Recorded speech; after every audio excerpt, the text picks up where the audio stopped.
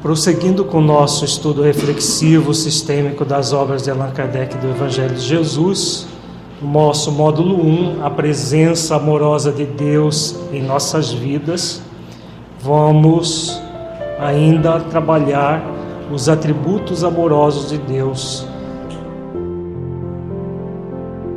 O objetivo deste encontro é refletir sobre os atributos amorosos de Deus em nossas vidas, de modo a que possamos manifestá-los em nós. Vamos meditar sobre os atributos amorosos de Deus, fechando os olhos, buscando o contato com a essência divina que somos. Busque, neste momento, sentir Deus dentro de si. Como você o sente?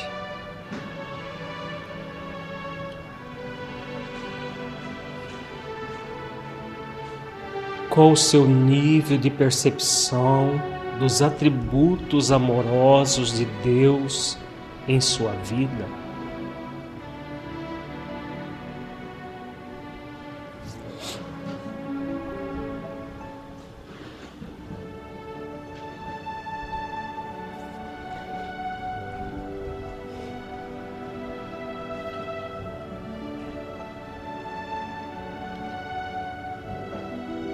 Como você lida com o dever consciencial de buscar a verdade para que possa se libertar a partir dela?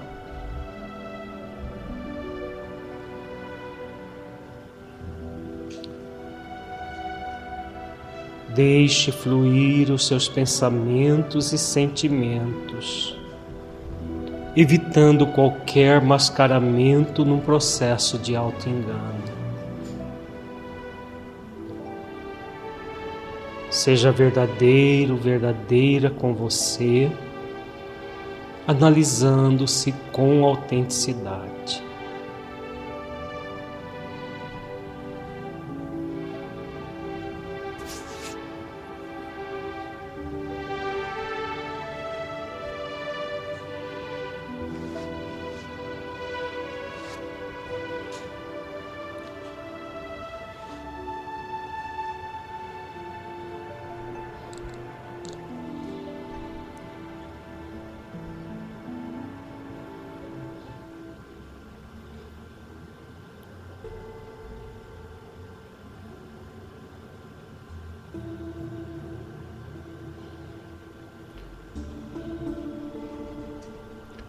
Agora lentamente vamos retornando ao estado de vigília, buscando as reflexões doutrinárias sobre os atributos amorosos de Deus. Deus é onipotente. Se não possuísse o poder supremo, sempre se poderia conceber uma entidade mais poderosa e assim por diante, até chegar-se ao ser cuja potencialidade nenhum outro ultrapassasse. Esse então é que seria Deus.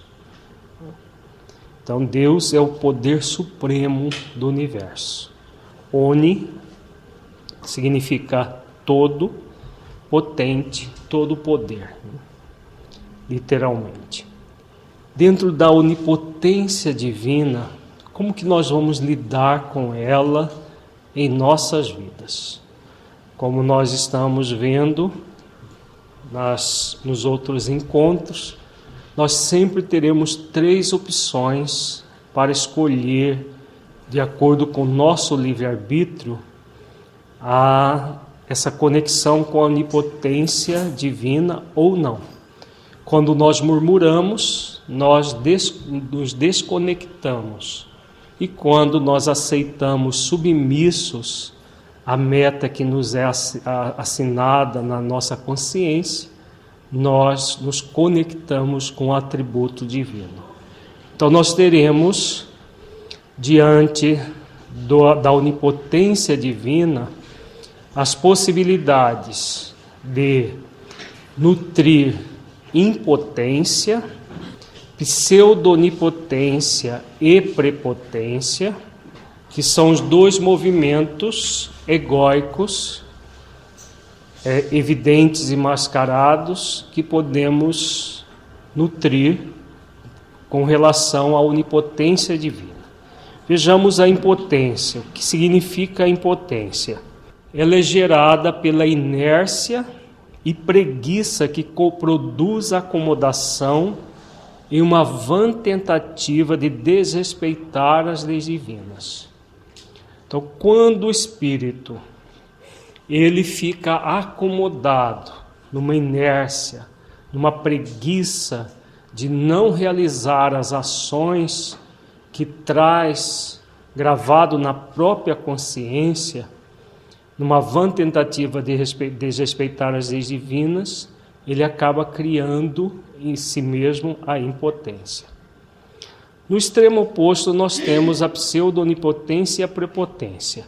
Ambas são geradas pela competição com Deus, também uma vã tentativa de desrespeitar as leis divinas. O espírito entra nessa tentativa de desrespeitar, diferentemente do outro extremo, em que ele se acomoda, estagnando-se diante da vida. Na pseudonipotência, na prepotência, ele entra no movimento de querer ser mais do que Deus, de competir com Deus, como se Deus não fosse capaz de gerir o universo, e aí a pessoa quer gerir o universo por Deus. E claro que ele vai tentar gerir o universo o que está ao seu redor. Tenta gerir a si mesmo de uma forma onipotente, tenta gerir a vida dos outros que estão próximos dele de uma forma também onipotente. E é claro que como essa onipotência ela é falsa, pseudo-onipotência, como que ela se manifesta de fato? Ela se manifesta a partir da prepotência. A prepotência é o movimento de coerção, em que a pessoa age de uma forma coerciva, tanto consigo mesma quanto com os outros. Então, se ela não se mantém de determinadas posturas, ela se obriga a agir daquela forma. Todo esse movimento tem a ver com o personismo que nós já trabalhamos, com todo o movimento em que a pessoa cria uma postura falsa diante da vida. Então ela entra nesse movimento prepotente consigo. Tudo que nós fazemos conosco, nós vamos tender a fazer com os outros. Então o movimento personista, o movimento do perfeccionismo, da pseudociência, da pseudo-sabedoria, todo o movimento em que a pessoa se força a determinadas posturas que não se coadunam com a realidade. E ao se forçar, ela acaba por entrar nessa pseudo-onipotência, como se ela fosse todo-poderosa a ponto de, por exemplo, se autodecretar perfeição. Em vez de trabalhar pela individuação, pelo aperfeiçoamento gradual, como nós estamos vendo nos outros encontros, ela se decreta a perfeição, ela se decreta que o mundo à sua volta tem que ser perfeito. E aí, nesse movimento falso de onipotência, o que vai acabar predominando é a prepotência, é o poder da força bruta, não do esforço que somos convidados a desenvolver, mas um movimento sempre de força bruta sobre si mesmo ou sobre o próximo. O equilíbrio está no meio entre os extremos, sempre. Então, o equilíbrio é desenvolver a potência. Só Deus é onipotente, todo-poderoso. O ser humano, ele será sempre convidado a desenvolver a potência, o poder real. Que poder que nós temos? Enquanto nós somos espíritos em evolução, nós temos o poder de realizar ações de transformação da nossa vida para melhor. Quando nós falamos sobre a individuação, é exatamente esse movimento de buscar a verdade para que a verdade nos liberte, de buscar o contato com as leis divinas na nossa consciência, desenvolvendo as virtudes do coração. Então, esse é o poder que o espírito em evolução tem. O espírito puro que alcançou o nível de ser co-criador com Deus no seu potencial maior, ele já vai desenvolver a potência de uma outra forma. De uma forma, claro, que nunca onipotente como o Criador, porque o Criador é todo poderoso, mas dentro de uma onipotência relativa à capacidade que ele adquiriu. Por exemplo, Jesus, no livro A Caminho da Luz, de Emmanuel, é dito que Jesus construiu o planeta Terra. Como que a gente pode imaginar um espírito construindo um planeta, né? Claro que a construção de um planeta não é com as mãos, é com o psiquismo dele. Então, o poder chega nesse nível do espírito crístico, ele movimentar as leis divinas, porque ele adquire essa capacidade. Agora, é claro que essa movimentação é restrita. No caso de Jesus, a humanidade que ele foi convidado a gerir, enquanto que do Criador é a onipotência em todo o universo, o poder pensante em todo o universo. Então, a potência do espírito crístico é muito grande comparada à nossa potência. O que nós estamos sendo convidados é desenvolver gradualmente esse poder de realizar ações de transformação na nossa vida, até que nós sejamos espíritos puros e aí adquiramos um poder maior de co-criar com Deus. Por enquanto, nós somos aprendizes para co-criar, para que cheguemos um dia e nos tornemos co-criadores por excelência, como é o espírito crístico. Essa competição com Deus que o espírito pseudo-onipotente mantém, ela é algo consciente, deliberado, ou ele realiza sem uma percepção do que está realizando? Ele realiza sem uma percepção total do que está realizando.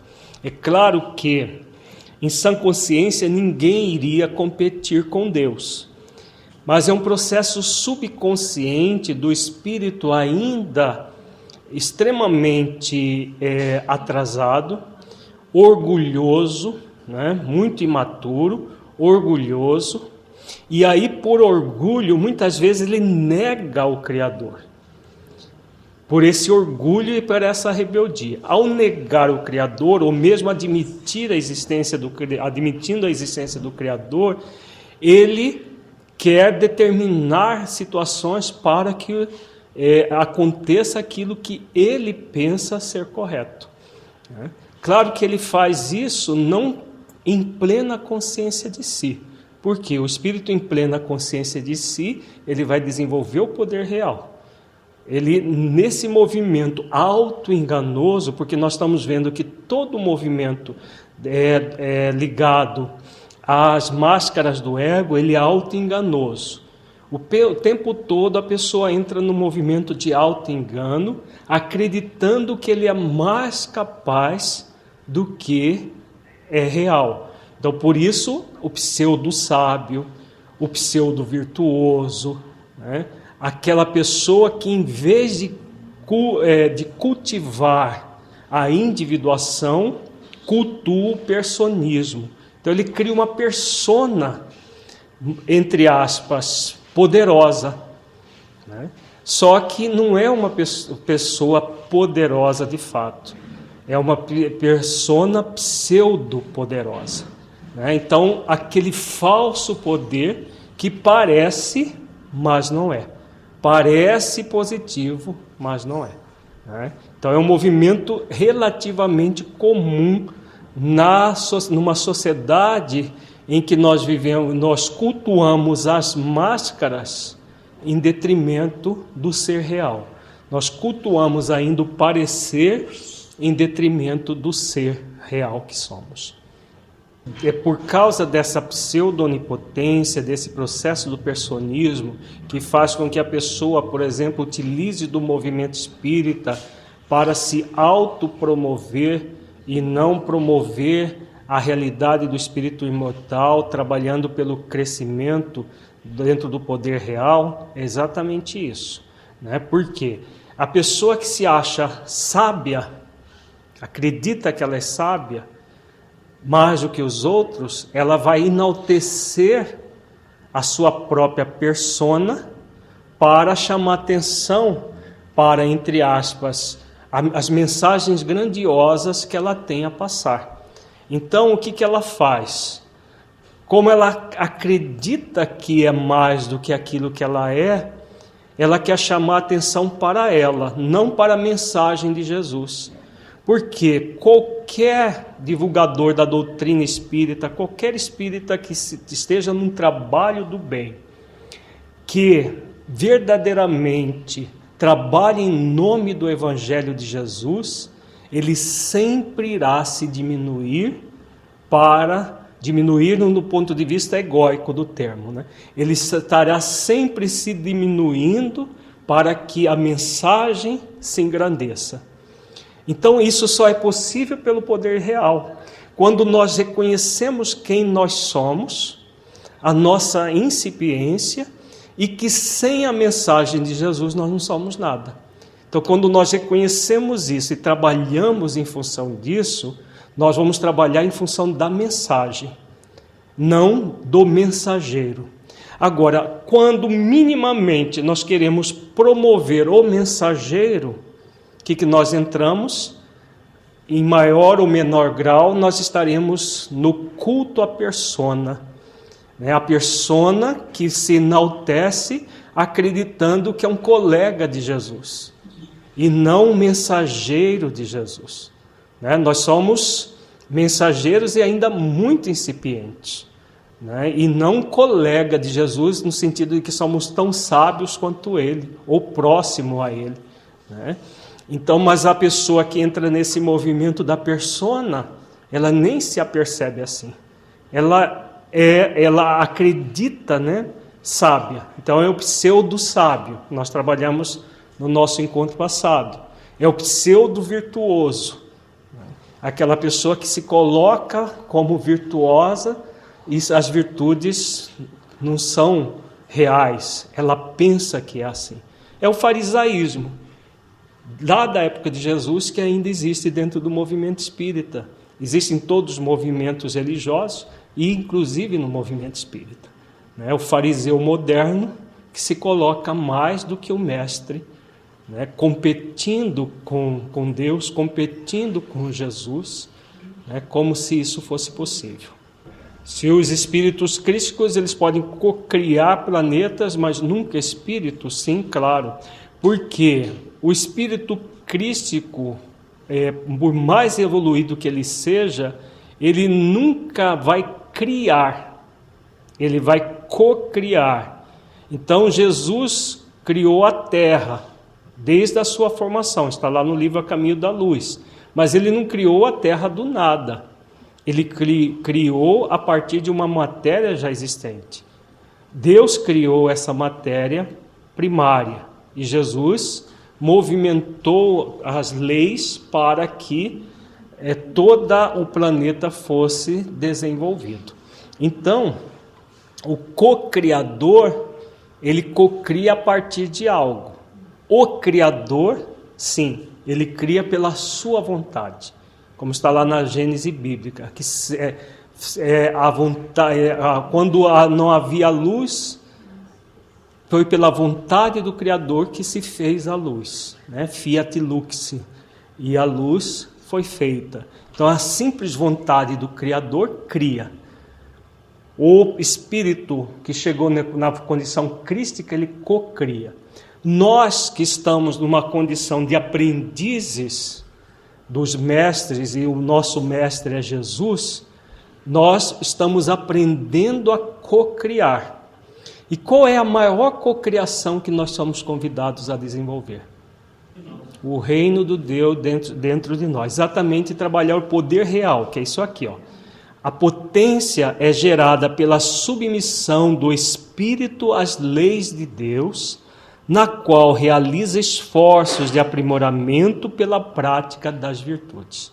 Então, esse é o grande compromisso, é o poder que nós temos a realizar aqui agora, né? Cocriando. Por quê? Deus cria as leis divinas. Quando nós fazemos esforços para conhecer, amar, respeitar e praticar as leis divinas, o que nós estamos fazendo? Co-criando, né? Desenvolvendo a nossa potência. Num primeiro momento, se submetendo à missão. Num segundo momento, sendo co-criador por excelência. Quando alcançamos a condição de pureza, aí nós vamos movimentar as leis divinas pela nossa vontade, por enquanto nós cumprimos as leis. Esse é o compromisso que nós temos marcado na nossa consciência, como nós já vimos amplamente a respeito disso pela resposta da questão 115. É o cumprimento das leis divinas, submetendo a missão de evoluir até a plenitude do ser. E essa evolução é feita por esse movimento de se aproximar de Deus pelos atributos, a partir do momento que nós vamos ao encontro das leis para compreendê-las, amá-las e respeitá-las. E é claro que para praticar as leis é necessário desenvolver as virtudes do coração, as virtudes essenciais da vida em nós.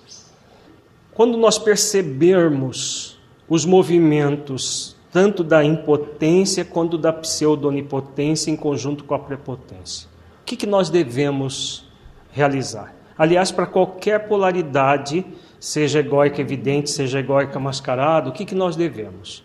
O aprendiz aprende de que forma? Com seus acertos e com seus erros. O aprendiz que só acertasse não seria aprendiz, é mestre. Então nós somos aprendizes. Jesus é o nosso grande mestre. Então nós somos aprendizes desse poder real, poder de realizar ações de transformação da nossa vida. Ao perceber um movimento de impotência, por exemplo, de preguiça, de inércia, de não querer fazer esforços de autotransformação, o que somos convidados? Percebendo o problema, nós vamos aceitar que existe essa dificuldade em nós, refletir o que está acontecendo conosco, decidir e agir pela transmutação daquela dificuldade. Então nós vamos realizar uma ação, porque o que é potência? É você se colocar realizando uma ação, a ação no bem em si mesmo, para que nós possamos, a partir desse bem em nós mesmos, trabalharmos pelo bem do nosso próximo. Todas as vezes que nós percebermos o movimento também dessa falsa onipotência e da prepotência, querendo nos obrigar a uma perfeição que nós ainda não podemos ter, querendo apressar a nossa própria evolução, querer evoluir sem esforço, sem trabalho, porque o movimento pendular é muito comum. Então, todas as vezes que nós percebermos o movimento desse outro lado, de mascaramento da realidade, nós somos convidados. Bom, eu posso continuar assim, mas isso não me convém. Então, que o dever de consciência, aquela virtude que nós já estudamos, nos pede. Então, o dever nos pede a trabalhar pela nossa individuação.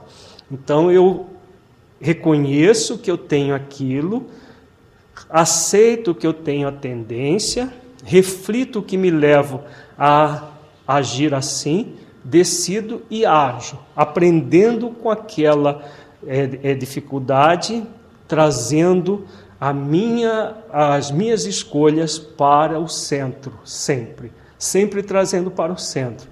No caso, a individuação, o poder real, a ciência, a presença divina dentro de nós, todo o movimento que nós estamos trabalhando em função daquilo que é essencial em nós mesmos. Então, não existe outra alternativa senão o esforço continuado, paciente e perseverante na direção do bem, do essencial em nós mesmos. Então, é no dia a dia que nós trabalhamos isso. Veio a tendência a querer ser mais do que nós nos coloquemos no nosso lugar. Veio a tendência de querer ser menos do que nós nos colocamos no nosso lugar. Eu posso mudar a minha vida. Eu não sou uma vítima do mundo, como é o caso da impotência, nem sou o dono do mundo capaz de mudar o mundo na pseudo-onipotência. Eu sou alguém capaz de mudar o meu mundo interno e, a partir da minha mudança interna, eu auxilio o outro a fazer o mesmo. Vejamos agora no Livro dos Espíritos o que nós podemos refletir que corrobora essa ideia da questão da potência, da impotência e da onipotência. Começando com a questão 569 do Livro dos Espíritos, Kardec pergunta: em que consistem as missões de que podem ser encarregados os espíritos errantes? Então, o espírito errante são espíritos desencarnados, né? Muita gente acha que errante significa aquele que erra, porque pela associação e comparação com a palavra erro. Errante não é no sentido de erro. Errante é aquele que erra, aquele que ainda vaga, aquele que ainda está sujeito à reencarnação. Então, o espírito errante é todo espírito que não é puro. Um espírito superior é um espírito errante. Ele já adquiriu muita evolução, mas ele ainda precisa reencarnar para evoluir. Só o espírito puro, o espírito que alcança essa condição de pureza, eles não precisam mais reencarnar, só reencarna em missão específica, como é o caso de Jesus.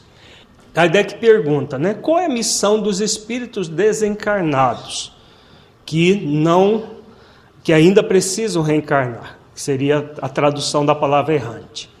São tão variadas que impossível fora descrevê-las. Muitas há mesmo que não podeis compreender. Os espíritos executam as vontades de Deus e não vos é dado penetrar-lhe todos os desígnios.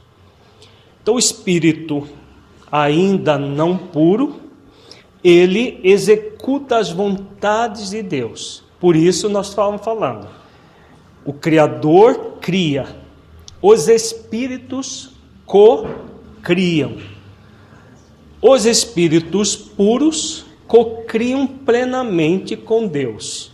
Os espíritos em evolução aprendem a co-criar, sempre executando as vontades de Deus. E, como diz a resposta, de forma que ainda nós não podemos penetrar nos detalhes, porque não nos falta evolução para isso. Os espíritos superiores compreendem isso, os espíritos crísticos mais ainda. Nós que ainda estamos numa fase de evolução, ainda não conseguiríamos compreender na plenitude como se dá essa execução da vontade de Deus pelos espíritos. Mas todos somos convidados a, de alguma maneira, em graus maiores ou menores, a realizar isso. Vejamos a questão 573. Em que consiste a missão dos espíritos encarnados? Então, os errantes são os desencarnados.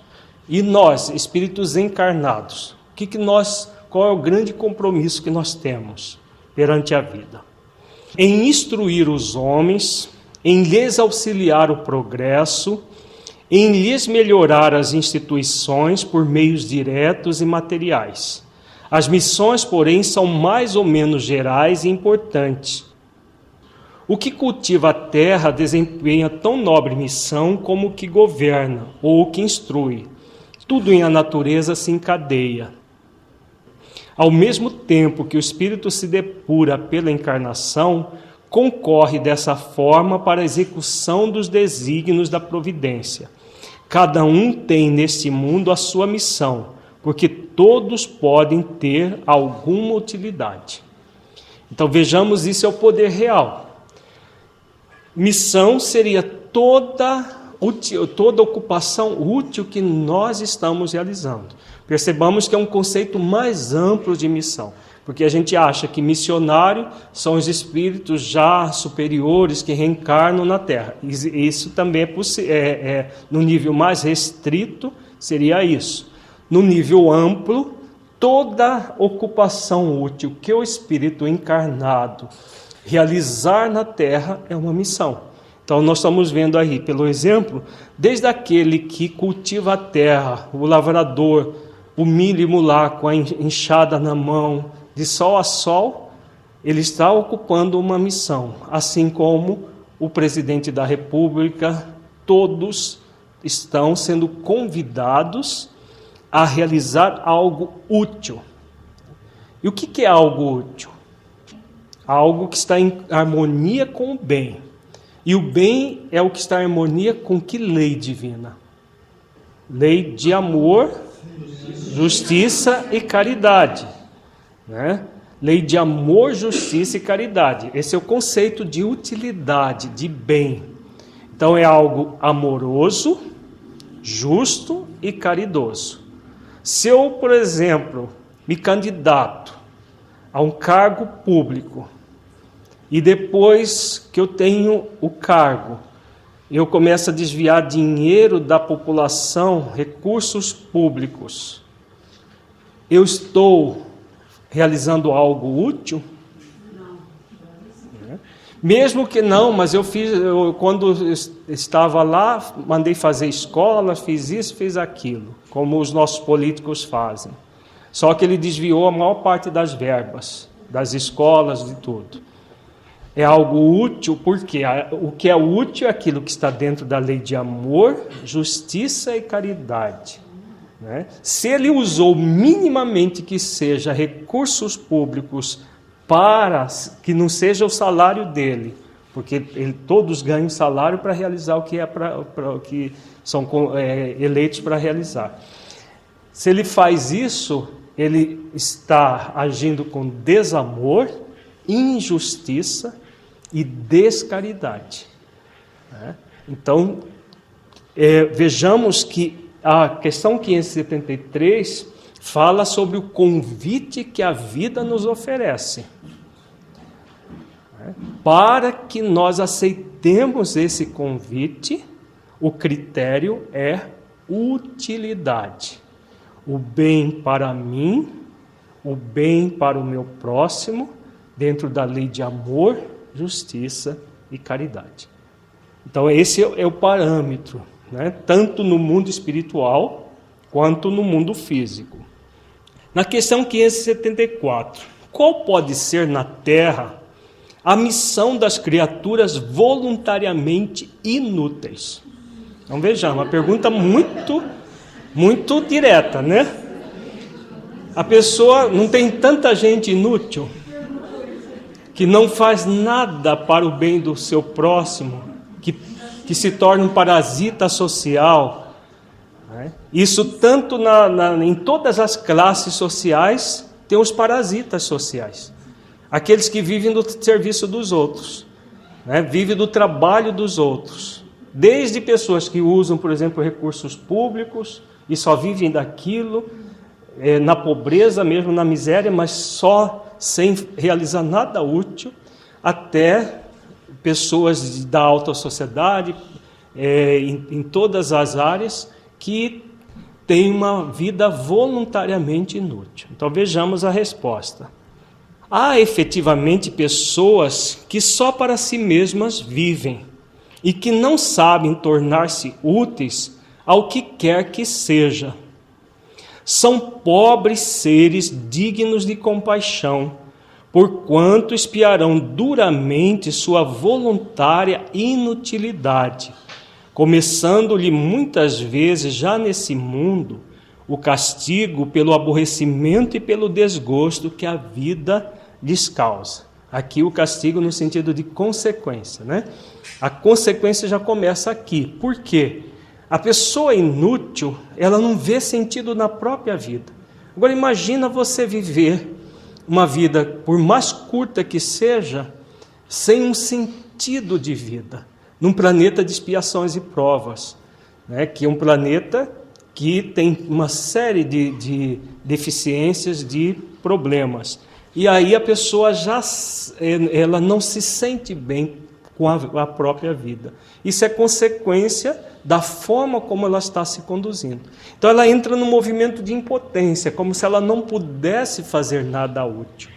Não existe ninguém que não possa fazer nada útil, a não ser que a pessoa esteja numa expiação, né? Por exemplo, uma pessoa débil mental, uma síndrome genética muito grave, aí a utilidade é apenas para ela, naquele momento, do espírito estar numa expiação para poder aprender a valorizar a inteligência, a valorizar a saúde, mas salvo nesses casos que realmente a pessoa, na verdade, a utilidade é para ela, não tem como ela ser útil à sociedade. Fora desses casos, todos podemos ser úteis, mas há pessoas que realmente se colocam nessa condição de inúteis. Agora vamos adiante, numa outra questão do Livro dos Espíritos, que vai falar por que tem pessoas que vivem assim. A pessoa que está com uma limitação, ela pode ser útil? Sim. Né? Por exemplo, se a pessoa não tem a sua inteligência cerceada, ela pode, por exemplo, orar pelos outros, ela pode, com o exemplo dela, servir de exemplo para outras pessoas. Um grande exemplo no movimento espírita é o Jerônimo Mendonça. Jerônimo Mendonça tinha uma dificuldade de locomoção extrema. Ele vivia paralisado numa cadeira, ele só movimentava a boca, só alguns músculos aqui da face. E ele fazia palestra pelo Brasil afora, né? Era carregado, chegou de vir aqui em Cuiabá, era carregado para todos os lugares, e lá ele tinha uma voz muito potente e falava do Evangelho com uma maestria. Uma pessoa que poderia ficar até pedindo esmola na rua, né? Mas que se colocou como alguém útil. Se esses casos de pessoas que entram no processo de desgosto da vida têm a ver com a depressão, na verdade a depressão é consequência disso. A pessoa que entra nesse movimento de inutilidade, de impotência, elas acreditam que elas não podem fazer nada para mudar a própria vida. E aí o que acontece? Elas acabam bombardeando o próprio cérebro, diminuindo a produção de neurotransmissores, e aí desencadeiam processos depressivos, que estão muito ligados com os processos obsessivos. No nosso novo livro, lançamento recente, Depressão e Obsessão, Duas Faces de uma Doença Espiritual, nós abordamos exatamente isso. É um sentimento de impotência que domina a pessoa, e aí ela começa a ter o desgosto pela vida, podendo chegar até o suicídio, que nós vamos falar daqui a pouco. Já numa outra questão, num outro atributo divino, a pessoa pode chegar no nível de impotência tal de ir até o suicídio, querer se auto-aniquilar. Na questão 574A, Kardec pergunta: pois que lhes era facultado a escolha, porque preferiram uma existência que nenhum proveito lhes traria? Então, se o espírito pode escolher entre impotência, pseudonipotência e prepotência, e poder real, a potência, Por que ele escolhe a impotência? É o que o Kardec pergunta aos benfeitores. Vejamos a resposta. Entre os espíritos também há preguiçosos, que recuam diante de uma vida de labor. Deus consente que assim procedam. Mais tarde compreenderão à própria custa os inconvenientes da inutilidade a que se votaram e serão os primeiros a pedir que se lhes conceda recuperar o tempo perdido. Então, quando a gente brinca da né? Que tem gente tão íntimo com a preguiça que já não chama mais a preguiça de preguiça, chama de né? Porque dorme com a acorda com a vive fazendo carinho nele ou nela, e carinhos recíprocos, e a pessoa cultua a preguiça como se fosse aquela virtude por excelência, né? Então os espíritos estão falando claro aqui, é a preguiça que faz com que a pessoa entre nesse movimento de inutilidade. E é claro que existe desde a inutilidade extrema até outros níveis de inutilidade. Quando a pessoa diz assim, eu quero muito mudar a minha vida para melhor, mas eu não consigo, eu não dou conta, eu não sou capaz. Quem é que a incapacita? Ela não tem debilidade mental, né? Ela mesma, é a preguiça.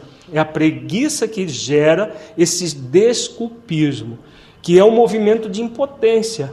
É como se a pessoa, coitada de mim, eu quero muito melhorar, mas Deus não deu para mim a capacidade que deu para os outros, né? É um movimento que a pessoa nem se dá conta que ela está tendo, mas é exatamente isso, como se ela não tivesse as possibilidades que os outros têm. Na verdade, ela não está querendo fazer os esforços que os outros estão fazendo, e acha que os outros conseguem sem esforço, e ela fica esperando as coisas acontecer. Novamente, um processo de impotência criada pela própria pessoa, pela preguiça. Continuemos aqui com os benfeitores, é continuidade da pergunta. Pode também acontecer que tenha escolhido uma vida útil e que hajam recuado diante da execução da obra, deixando-se levar pelas sugestões dos espíritos que os induzem a permanecer na ociosidade. Percebemos a extensão dessa continuidade da resposta? A pessoa, quando encarnou, ninguém reencarna para ser inútil, concorda? Porque ninguém no mundo espiritual, em sã consciência, não, vou reencarnar para para passear na Terra, né? Todos encarnamos para serem úteis. Então ela traz um compromisso. Mas aí o que acontece? De que eles falaram aqui nessa resposta? Processos de obsessão, né? Os espíritos que não querem a melhoria delas, o que eles fazem? Influenciam. Ela já tem a preguiça. Os espíritos querem que ela não avance, porque são inimigos dela por algum motivo do passado, não querem que elas melhorem. Com a preguiça, com o movimento deles de fomentar a inércia, a indolência, a preguiça, une fome com vontade de comer, né? Que é o que mais gera problemas para a criatura humana. A influência dos espíritos de uma forma silenciosa para tornar as existências das criaturas inúteis, para elas mesmas, para o próximo, para a vida, gerando graves comprometimentos. Muito mais, segundo André Luiz e outros benfeitores, muito maiores do que as obsessões espetaculares que alcançam uma parte da sociedade, mas que faz menos estrago do que essa inércia. E hoje nós vivemos quase que numa inércia coletiva. Quando se busca, por exemplo, trabalhadores para o movimento espírita, nós temos os centros lotados de frequentadores para tomar o seu passe semanal. Só receber. É como se a pessoa não tivesse capacidade para mais nada, a não ser para receber ajuda, né? Criar problemas e ir ao centro para receber ajuda. Enquanto que o ser útil vai sempre sendo deixado para depois, e para depois, e para depois, porque elas não têm capacidade, coitado. Quem sou eu para fazer alguma coisa? São movimentos que são tão comuns, esse movimento de impotência que não é real, mas que a pessoa se coloca, tanto pela própria índole, pelo próprio movimento interno, quanto pela ação dos espíritos obsessores. Se essa tendência que nós trazemos de querer receber tem a ver com a tendência milenar de querer ser servido ao invés de servir, sim, porque nós vivemos numa sociedade que sendo construída ao longo do tempo, em que poucas pessoas trabalhavam para muitos viverem nababescamente, né?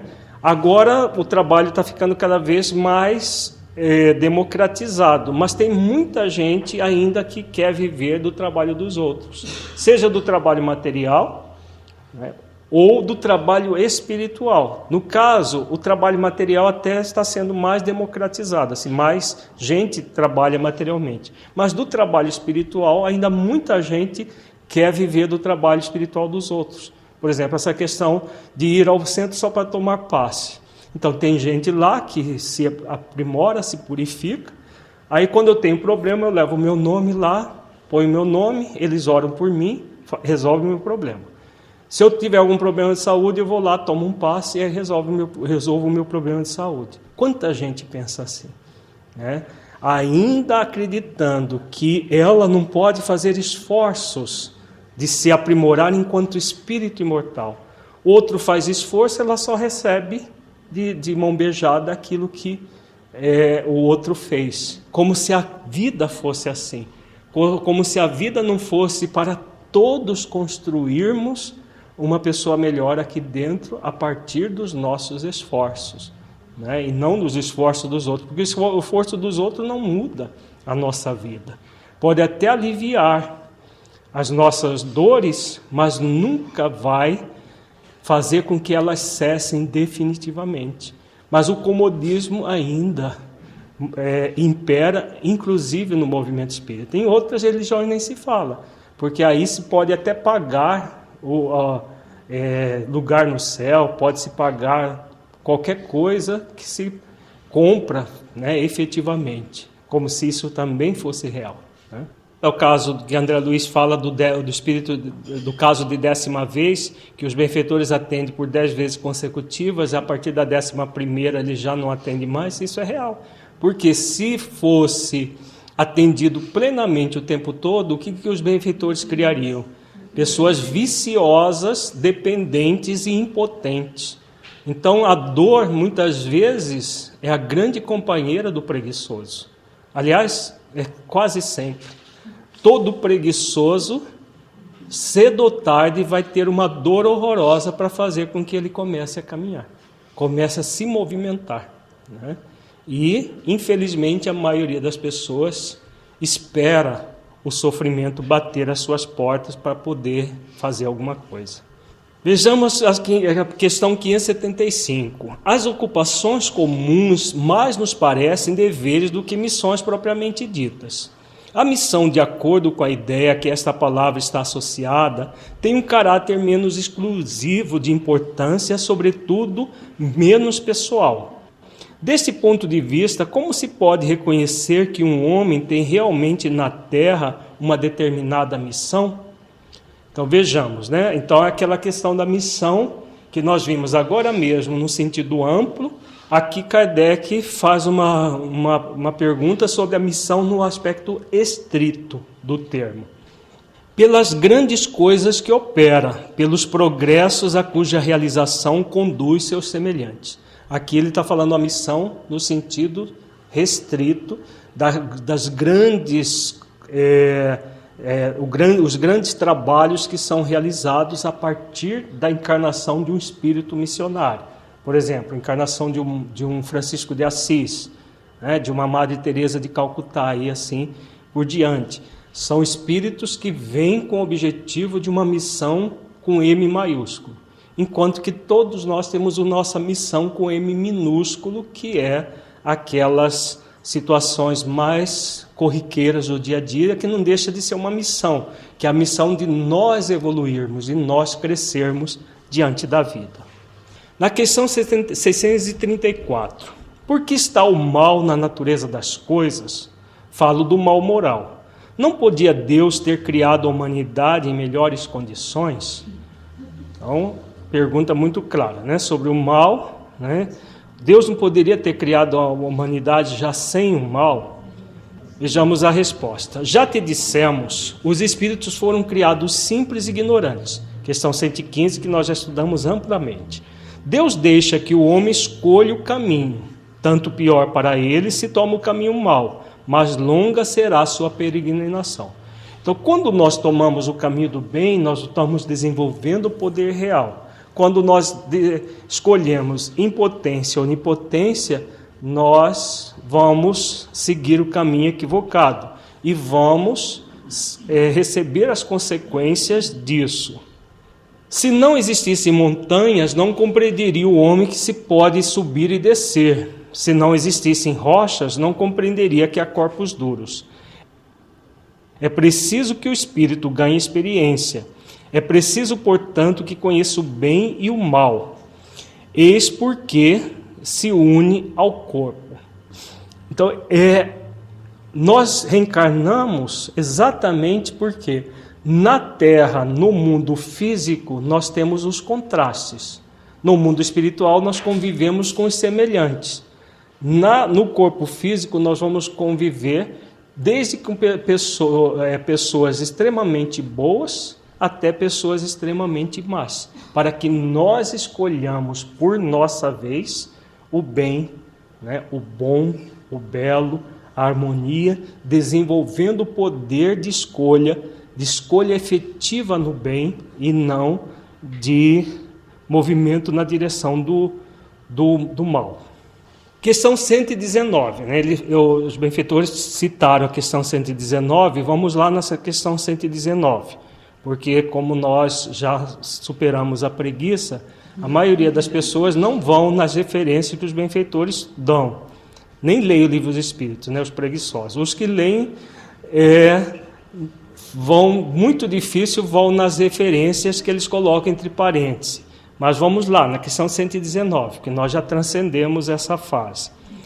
Questão 119. Não podia Deus isentar os espíritos das provas que lhes cumpre sofrer para chegarem à primeira ordem?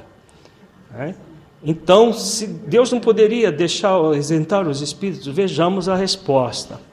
Se Deus os houvesse criado perfeitos, nenhum mérito teriam para gozar dos benefícios dessa perfeição. Onde estaria o merecimento sem a luta? Demais, a desigualdade entre eles existentes é necessária às suas personalidades. Acresce ainda que as missões que desempenham nos diferentes graus da escala estão nos desígnios da providência para a harmonia do universo. Então vejamos, todos nós estamos em diferentes níveis de evolução. Existe um motivo pelo qual nós somos criados simples e ignorantes e temos todo um compromisso de evoluir até a perfeição. Uns são criados mais cedo, outros mais tarde, e somos espíritos com diferentes idades de evolução, diferentes níveis de maturidade, e por isso vamos, cada um, ocupar um nicho em termos de compromisso, de missão, no universo. Quando na escala espírita fala dos espíritos batedores, são espíritos ainda bastante imperfeitos, mas que ajudam nos fenômenos da natureza e são tão importantes para o funcionamento do universo quanto os espíritos superiores que estão comandando a vida moral do planeta das altas esferas, cada um ocupando a sua função, de acordo com a sua capacidade. Por isso é o que está aqui na resposta da questão 119. Isso é o desenvolvimento do poder real. Passando pelas experiências, nós vamos desenvolvendo cada vez mais esse poder real. Vejamos a questão 871. Pois que Deus tudo sabe, não ignora se um homem sucumbirá ou não em determinada prova. Assim sendo, qual a necessidade dessa prova, uma vez que nada acrescentará ao que Deus já sabe a respeito desse homem? Muito interessante essa pergunta, né? Tem a ver com qual atributo divino? Além da onipotência? Onisciência.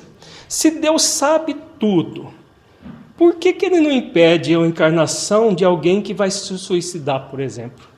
Se Ele já sabe que a pessoa vai se suicidar, então Ele já poderia impedir a encarnação dessa pessoa, não poderia? Dentro da onipotência Ele não poderia?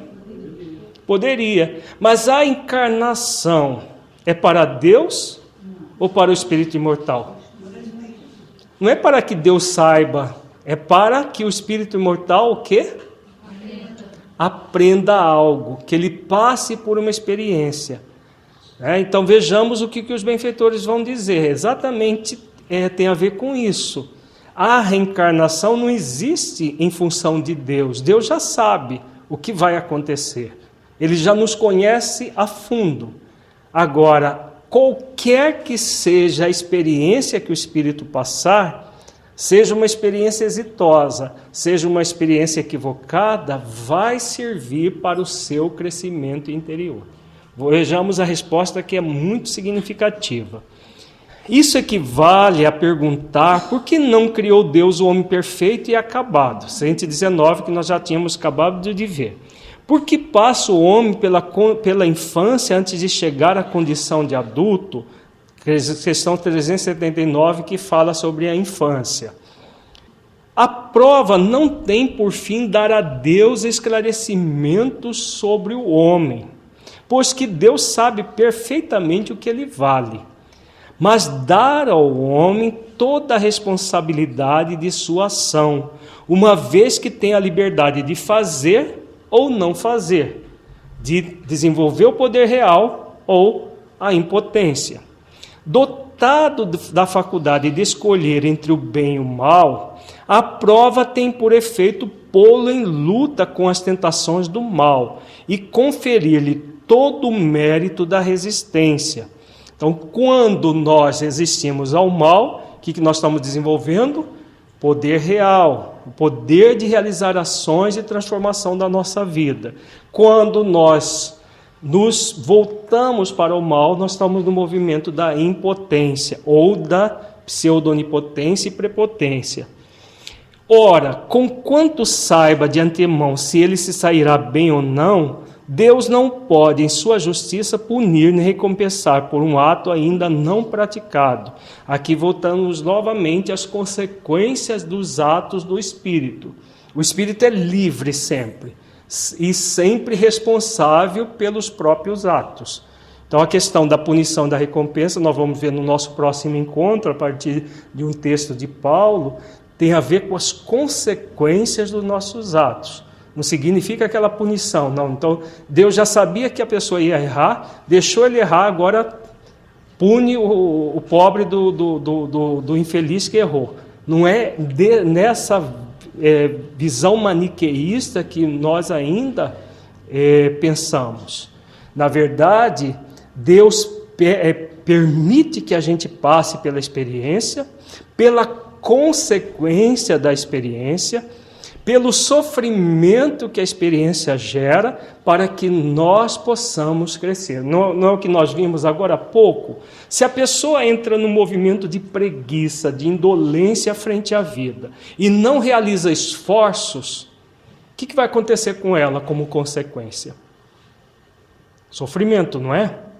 O sofrimento é uma punição ou é uma consequência da inação dela? Consequência da inação. Se a pessoa fica na inação, ela vai ter como consequência o sofrimento. Se ela age no bem, se transformando numa pessoa melhor, o que vai acontecer? Ela vai sofrer? Não, ela vai ser feliz pela ação no bem que ela realizar. Então, não existe punição propriamente dita. O que existe são consequências ou benefícios, aliás, consequências dolorosas ou consequências benéficas das ações que nós fazemos ou das não ações que nós acabamos por não realizar. Quando nós entramos na inércia da impotência, nós vamos ter as consequências disso tudo. Quando nós passamos pela experiência, mesmo que equivocada, nós estamos adquirindo a ciência daquilo, sim, exatamente, aquilo que nós vimos no nosso encontro passado. A ciência é o quê? É o conhecimento. Se eu não ajo, e entrando na impotência que a preguiça gera, e sofro com isso, eu vou aprender com essa situação? Se eu repito ela sistematicamente, encarnação atrás de encarnação, e vou sofrendo, chega um momento que o espírito aprende, mesmo que ele levar 1000 encarnações fazendo isso, ele vai aprender. Então ele vai passar a ter a ciência e vai cedo ou tarde reconhecer que não existe outra alternativa, a não ser ir ao encontro do bem. Aliás, a única alternativa feliz, porque as outras vão gerar infelicidade, sofrimento para ele. E aí, de tanto passar pelas consequências do seu erro, ele aprende. Então aí ele vai cedo ou tarde buscar o poder real, o poder de realizar ações de transformação da própria vida dentro da potência. Vejamos a questão 636. São absolutos para todos os homens o bem e o mal? A lei de Deus é a mesma para todos, porém o mal depende principalmente da vontade que se tenha de o praticar. O bem é sempre o bem, e o mal sempre o mal, qualquer que seja a posição do homem. Diferença só há quanto ao grau de responsabilidade. Então aqui volta novamente a responsabilidade. Quanto mais conhecimento da realidade da vida, maior a nossa responsabilidade. Então, por exemplo, nós espíritas, espírita preguiçoso, ele tem a mesma responsabilidade que o católico preguiçoso? Não. Por quê? Porque tem muito mais conhecimento da realidade da vida do que aquele que só frequenta um culto formal, né? Mas o espírita que não estuda? Não tem espírito que não estuda, só vai no centro uma vez por semana?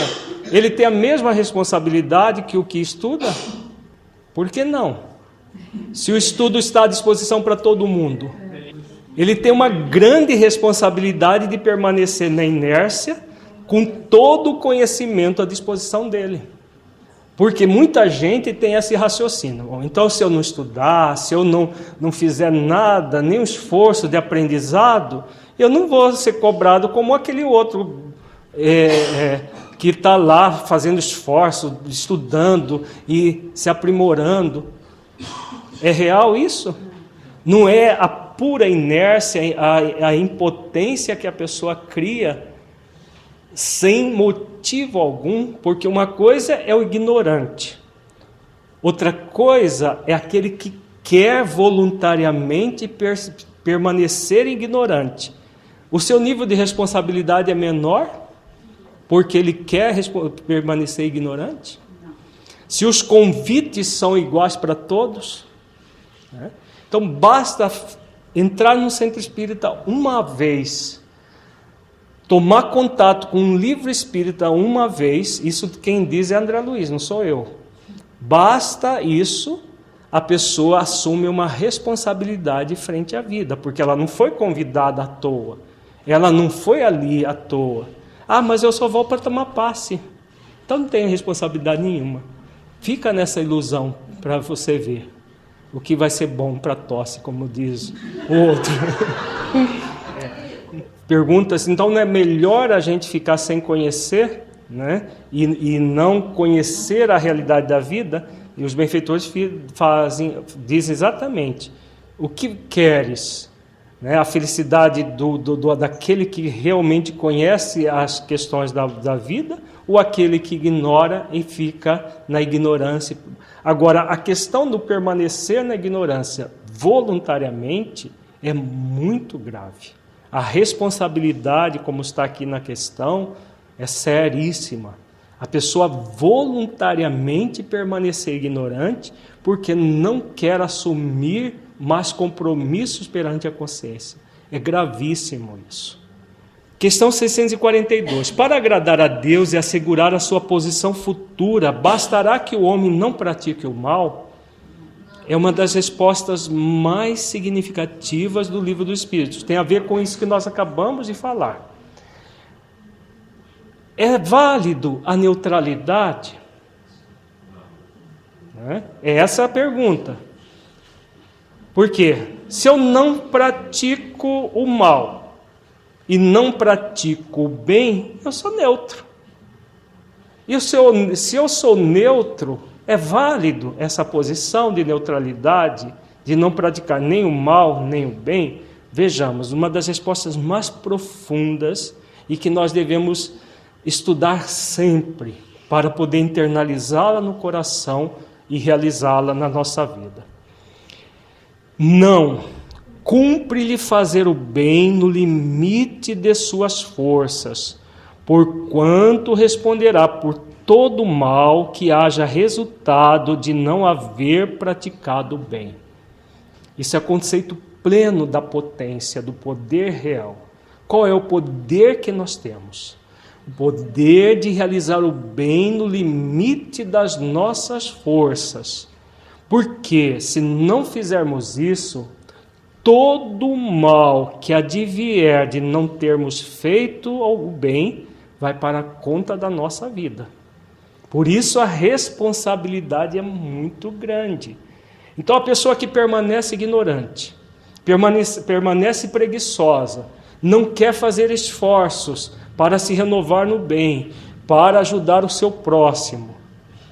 Ela pode fazer isso? Pode, porque ela tem o livre-arbítrio. Convém que ela faça? Não, porque o dever de consciência é realizar o bem no limite das nossas forças. É claro que cada um tem o seu limite, né? Cada um tem o seu limite, mas somos convidados consciencialmente a realizar o bem no limite das nossas forças. E quem pode responder se estamos realizando no limite ou não, somos nós mesmos. Só que para o preguiçoso, né, qual que é o limite da força dele? Nenhum ou quase nada, né? Eu já vou no centro, eu dou um dinheirinho lá de vez em quando. Aí acha que está fazendo muito, né? Quando a pessoa ela entra nesse movimento de apenas não praticar o mal, ela está num movimento de inutilidade, tentando revogar a lei do trabalho, anulando as potências da alma, né? Pelo menos momentaneamente, é exatamente isso que a pessoa está fazendo. Ela na verdade, ela bloqueia as potências da alma, porque anular é impossível, porque é anular o divino em nós.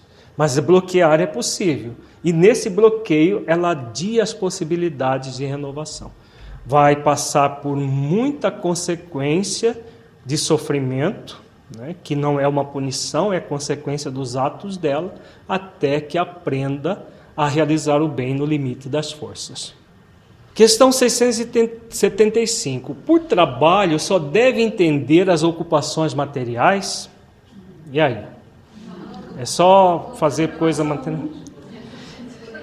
O maior trabalho que nós somos convidados a fazer é material? Não. É o quê? É a nossa transformação moral. É exclusivamente espiritual.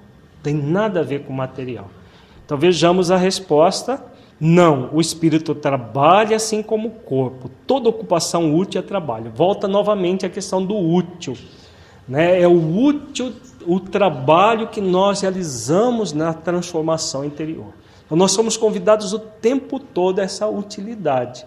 E a utilidade maior é realizar o bem no limite das nossas forças.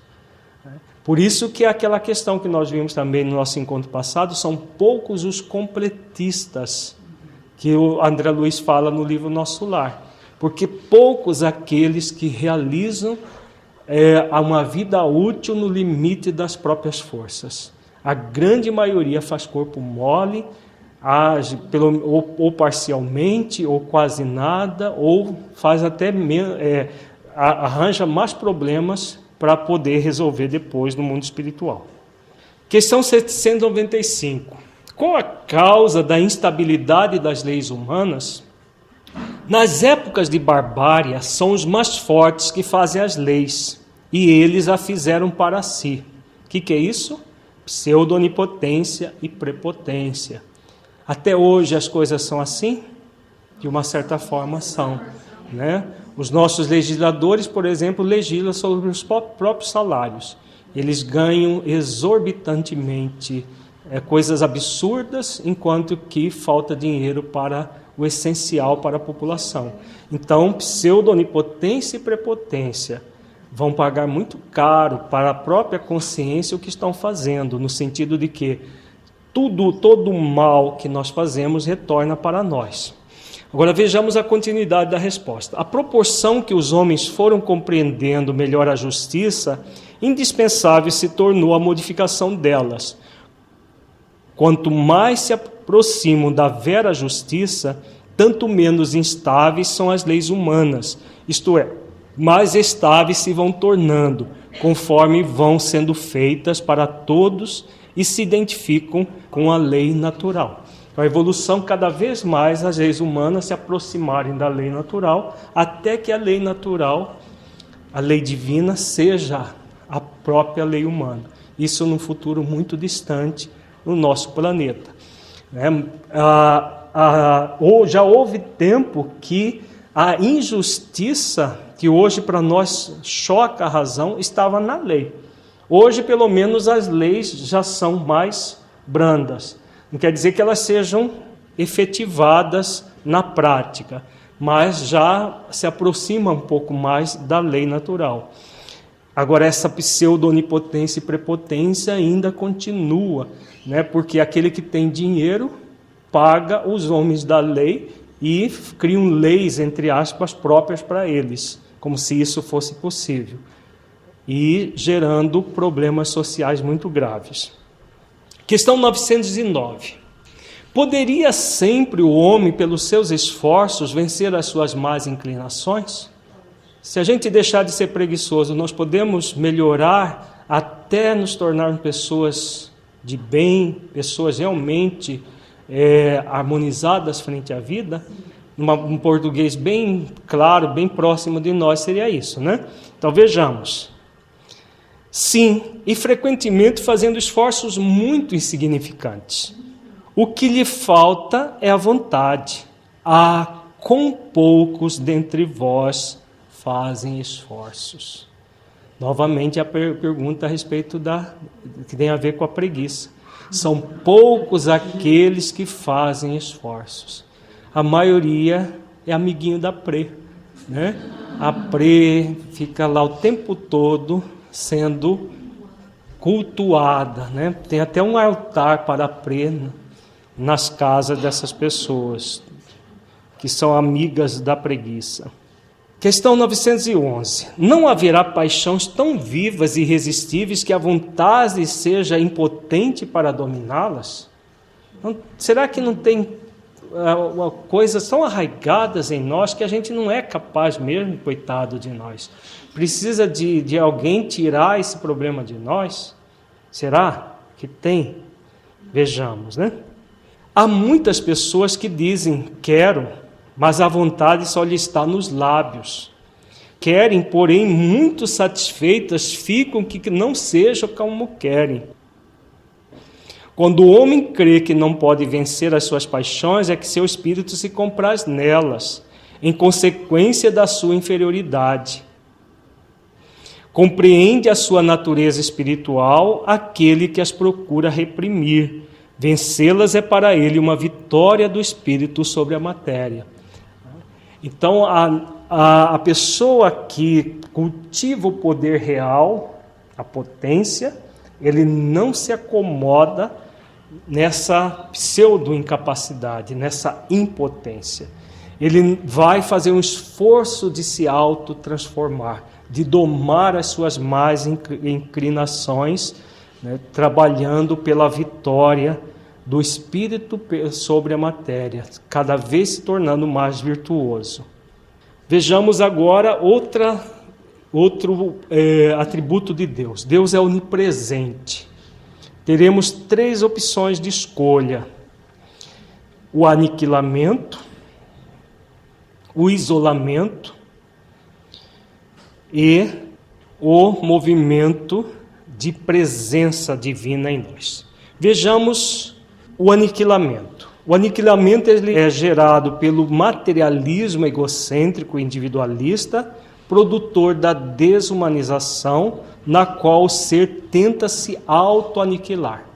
Às vezes a pessoa entra num estado de impotência tão grande que ela passa a ter aquele desgosto pela vida que nós vimos agora há pouco, da impotência, gerado pela impotência, que a pessoa quer se auto-aniquilar. E como que ela vai fazer isso? Se auto-aniquilar. É possível o espírito se auto-aniquilar? Não. O que ele faz? Ele mata o corpo, achando que ao matar o corpo, ele está matando a vida dentro dele, né? E aí sai de uma situação infeliz para ir por uma situação muito mais infeliz ainda. O isolamento é gerado pelo personismo, no qual o espírito, por se acreditar sábio e virtuoso, isola-se da própria essência e do Criador. A pessoa que vai cultuando esse personismo, vai se achando sábio, vai se achando melhor do que os outros, vai se acreditando virtuoso, o que ele faz? Ele se isola energeticamente de si mesmo, do seu próximo e de Deus. Energeticamente. Claro que de Deus nós não temos como nos isolar no sentido de Deus para nós, mas de nós para Deus podemos.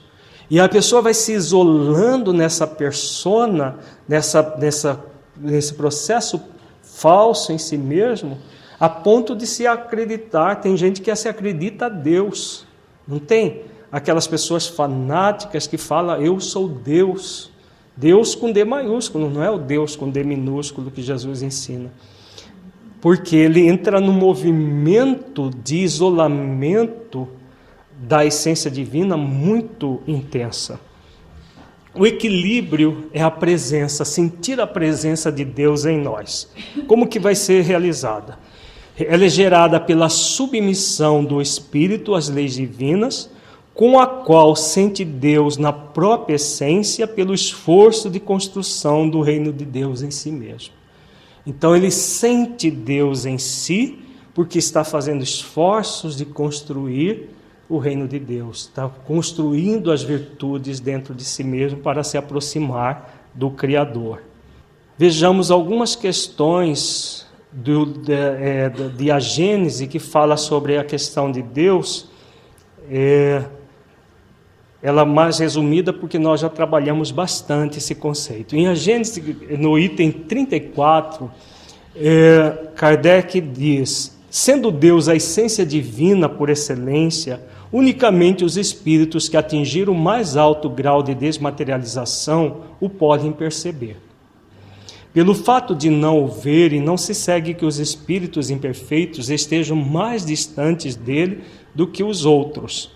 Esses espíritos, como os demais, como todos os seres da natureza, se encontram mergulhados no fluido divino, do mesmo modo que nós estamos na luz. Então, isso é sentir a presença de Deus em nossas vidas. Todos nós estamos mergulhados no fluido divino. Mas o espírito que entra no auto-aniquilamento ou no isolamento, ele não sente isso.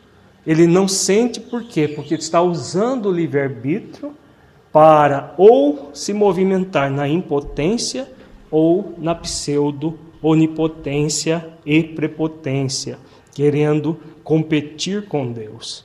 E aí ele não sente a providência divina, nem a previdência divina. Porque a previdência divina o que é mesmo?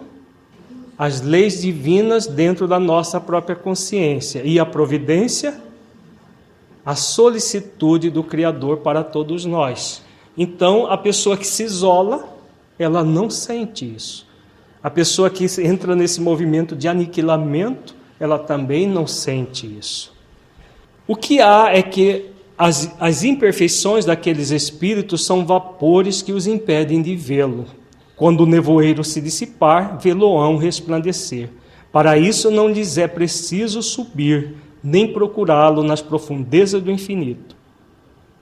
Desimpedida a visão espiritual das belidas que os obscureciam, eles o verão em todo lugar onde se achem, mesmo da terra, porquanto Deus está em toda parte. Então eles verão a Deus e sentirão Deus. É claro que não verão um velhinho, eles verão a energia, a grande luz que é Deus. E principalmente sentirão Deus dentro de si. Isso vai acontecer pela nossa... Aí entra outro atributo. Que atributo é esse? Deus é imaterial. Quando nós trabalhamos pela nossa desmaterialização, quanto mais desmaterializados, mais sentiremos Deus. No item 35, Kardec diz: o espírito só se depura com o tempo, sendo as diversas encarnações o alambique em cujo fundo deixa de cada vez algumas impurezas. Com abandonar o seu invólucro corpóreo, os espíritos não se despojam instantaneamente de suas imperfeições, razão porque, depois da morte, não veem a Deus mais do que o viam quando vivos. Mas à medida que se depuram, têm dele uma intuição mais clara, não o veem, mas compreendem-no melhor, a luz é menos difusa. Então é a questão da desmaterialização que nós acabamos de falar. Quando, pois, alguns espíritos dizem que Deus lhes proíbe respondam uma dada pergunta, não é que Deus desapareça ou dirija a palavra para lhes ordenar ou proibir isto ou aquilo. Não. Eles, porém, sentem, recebem os eflúvios do seu pensamento, como nos sucede com relação aos espíritos que nos envolvem em seus fluidos, embora não os vejamos. Aqui Kardec está falando dos espíritos que às vezes diziam que Deus os proibia de dizer determinadas questões. Mas na verdade não é uma proibição por uma intervenção direta, mas pelos próprios fluidos do Criador. Os espíritos que desde o princípio seguem um caminho do bem, nem por isso são espíritos perfeitos. Não têm, é certo, maus pendores, mas precisam adquirir a experiência e os conhecimentos indispensáveis para alcançar a perfeição. Podemos compará-los a crianças que, seja qual for a bondade de seus instintos naturais, necessitam de se desenvolver e esclarecer e que não passam sem transição da infância à madureza. Então, todo o processo de evolução ele é gradativo, é suave. Quando nós desenvolvemos esse esforço na direção do bem, tudo se faz dentro de nós de uma maneira gradual, sem nenhum processo abrupto, mas de uma forma natural, como diz, a natureza não dá saltos, mas nos convida a palmilhar um passo de cada vez. Simplesmente assim como há homens que são bons e outros que são maus desde a infância, também há espíritos que são bons ou maus desde a origem, com a diferença capital de que a criança tem os instintos já inteiramente formados, enquanto que o espírito, ao formar-se, não é nem bom nem mau, tem todas as tendências e toma uma ou outra direção por efeito do seu livre-arbítrio. Nós já trabalhamos bastante essa questão. Vamos agora só falar um pouquinho da questão do aniquilamento. Na questão 920, pode o homem gozar de completa felicidade na terra? Não, por isso que a vida lhe foi dada como prova ou expiação. Dele, porém, depende a suavização de seus males e o ser tão feliz quanto possível na terra.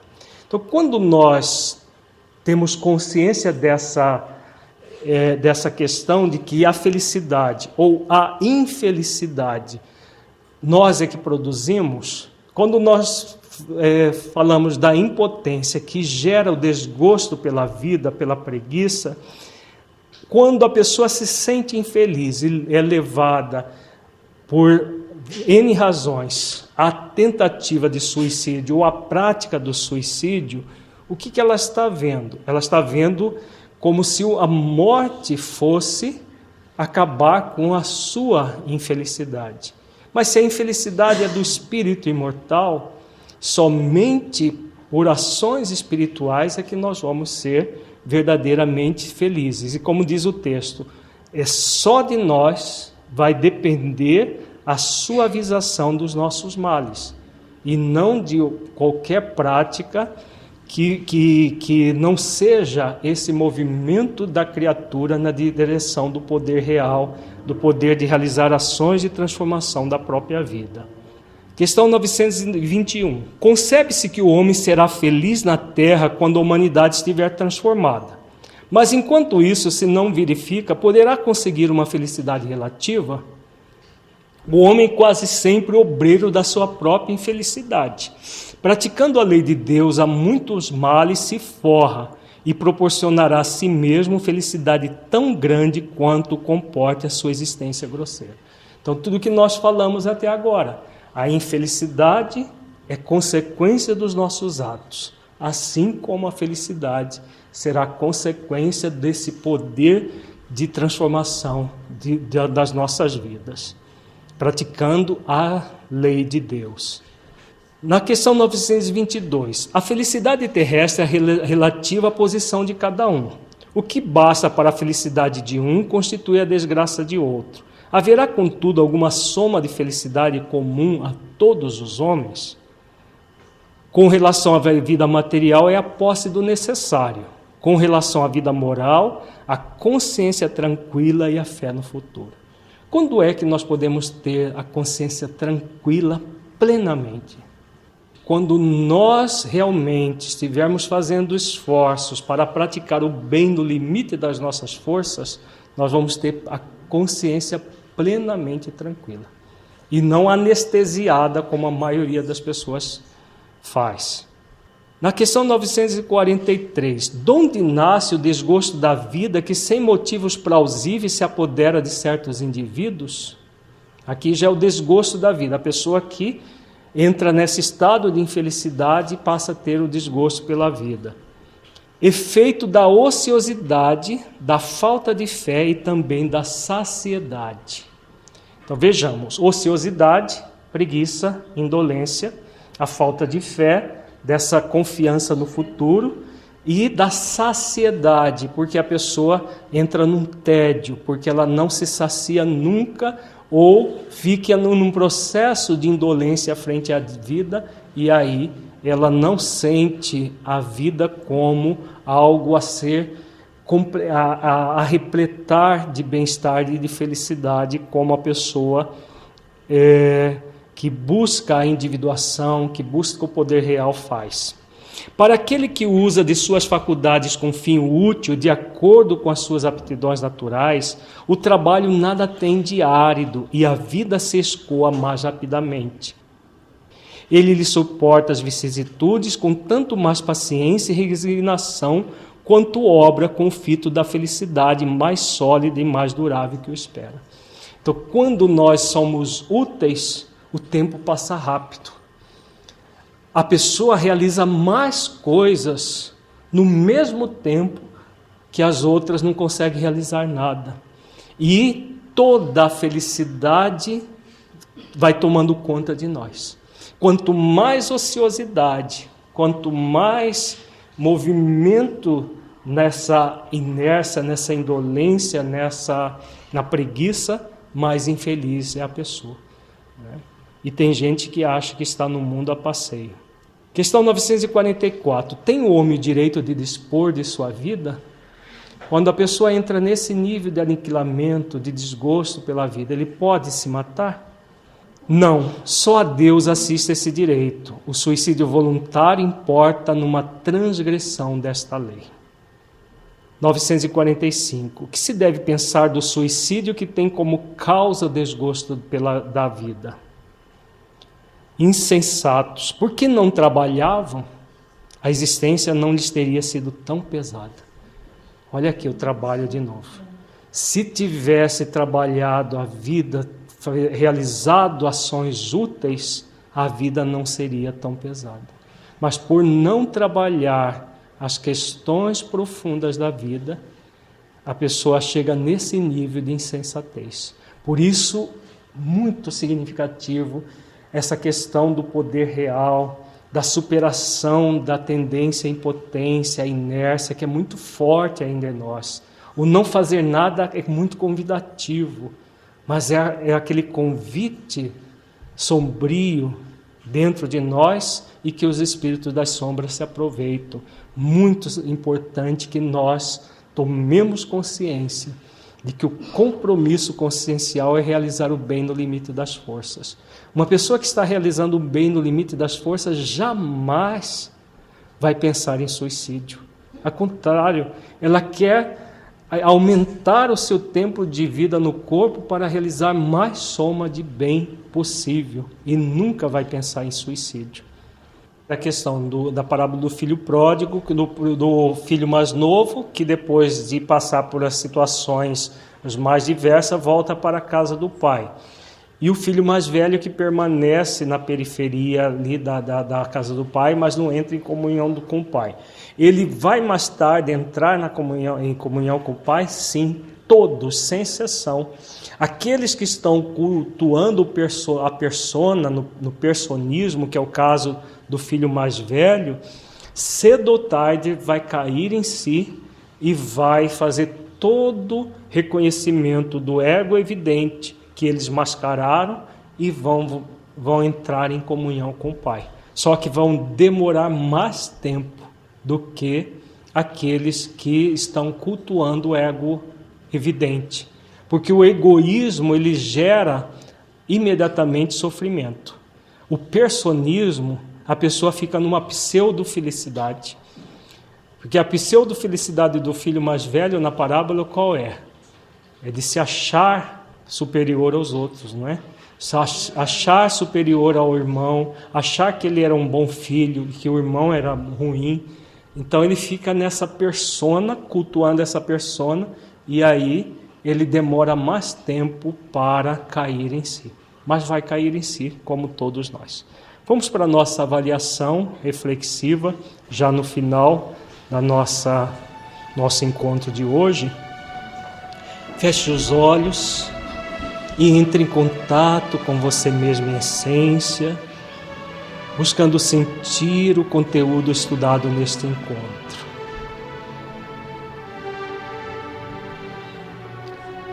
O que você entendeu do conteúdo que se aplique à sua vida?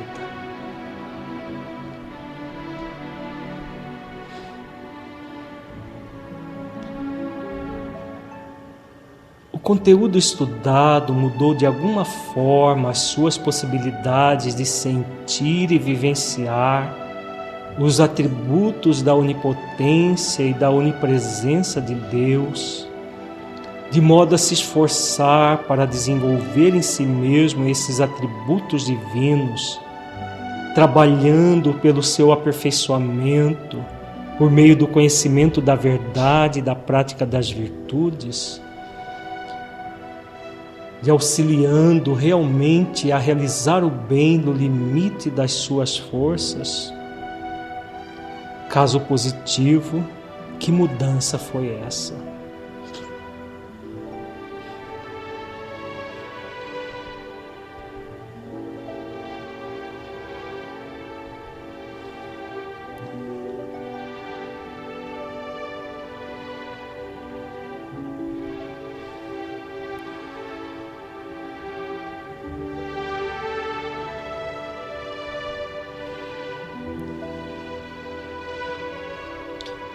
Neste encontro, refletimos mais uma vez sobre a necessidade de nos submeter à missão de conhecer a verdade para que possamos evoluir até a perfeição, condição imutável que trazemos. Como você se sente em relação a essa missão? Você a tem cultivado em espírito e verdade? Como você tem lidado com o conhecimento das várias questões da vida?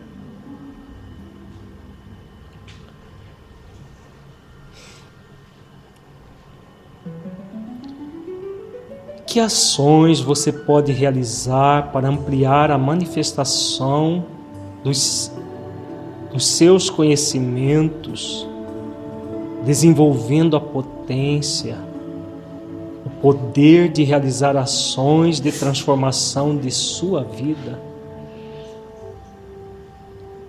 Busque analisar, avaliando o poder que você tem dentro de si mesmo, para se libertar tanto da impotência quanto da pseudo-onipotência e da prepotência, realizando ações efetivas de transformação de sua vida.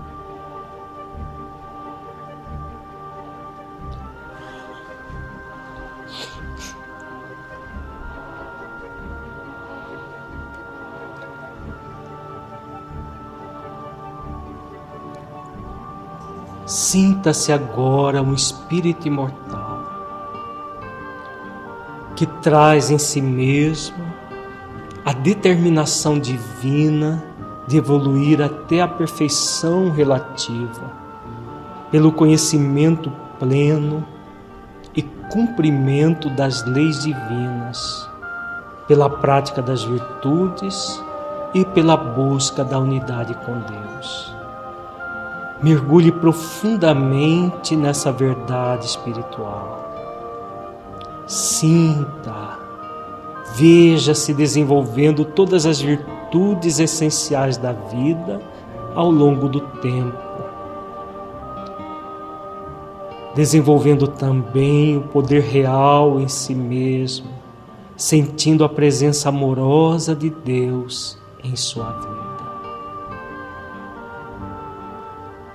Perceba que você pode, que você é capaz, que você consegue e, sobretudo, que você merece realizar ações de transformação da sua vida, libertando-se definitivamente da inércia, da indolência, da preguiça.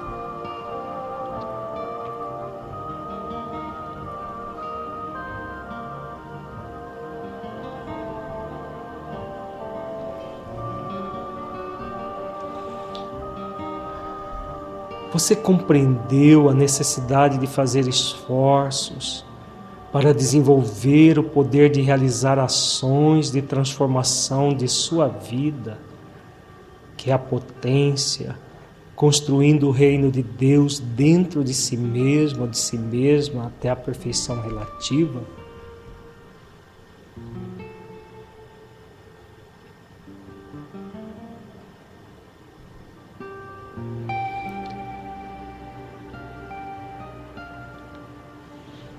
Como você sente a sua vida aplicando o conteúdo estudado? Como ele pode melhorar a sua vida em sua busca de autotransformação e nas suas atividades na prática do bem?